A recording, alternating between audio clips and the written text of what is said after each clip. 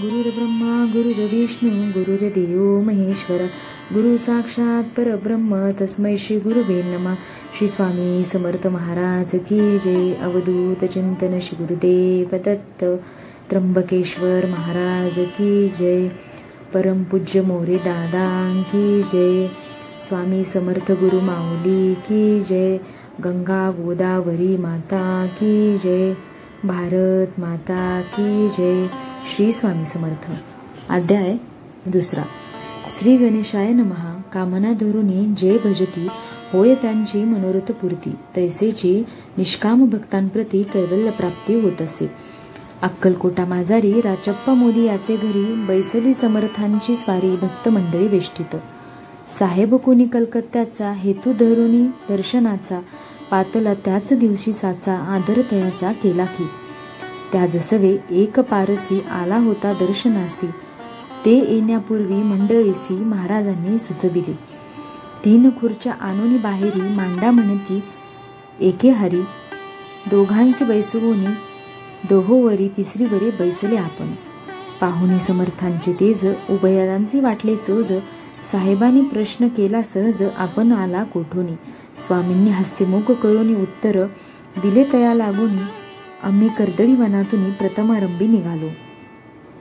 मग पाहिले कलकत्ता शहर, दुसरी नगरे देखील अपूर्व, बंगाल देश समग्र आम्ही असे पाहिला।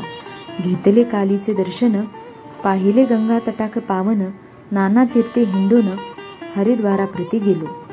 पुढे पाहिले केदारेश्वर, हिंडलो तीर्थे समग्र, 80,000 हजार नगरे आम्ही देखिली।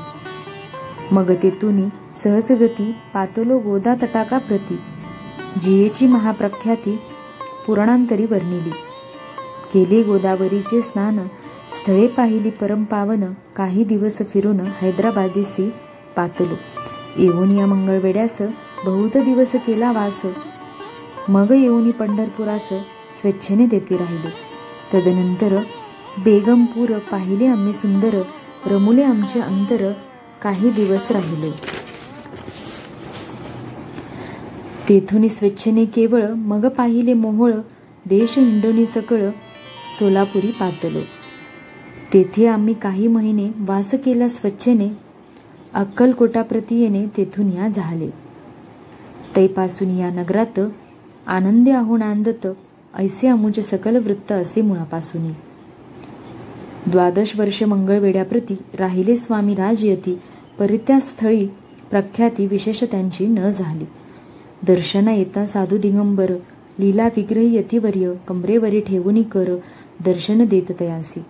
इति श्री स्वामीचरित्र सारामृत, नाना प्राकृत कथा संमत, आनंदे भक्त परिसोत, 2य अध्याय गोढा। इति श्री स्वामीचरित्र सारामृते 2य अध्याय। श्रीरस्तु शुभमस्तु। श्री स्वामी समर्थ। अवधूत चिंतन श्री गुरुदेव दत्त।